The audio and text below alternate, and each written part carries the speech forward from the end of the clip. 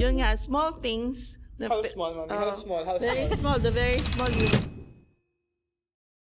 Would you like to share also na nakwento nyo sa akin before nung on the way tayo na there were times na tulad din ng mga other couples na parang gusto nyo na maghiwalay. So Oh, what yeah. was the funniest thing naman na mga reasons kung bakit Yun nga. kayo maghihiwalay? Yun nga, small things. How small, mommy? How small? How Very small? small, the very small yung sinulid nga. Hindi ko siya nabili ng sinulid. At karayo. And, Sinulid at karayo. Tapos naging ano rin ako, yung, syempre, maikli yung pasensya namin talaga sa isa't isa na parang big deal na agad. Buntik na kami maghiwalay nun. Yung paghihiwalay din namin nun, nagkaroon kami ng parang reflection ba sa isa't isa. Or as an individual, siya nagkaroon ng reflection.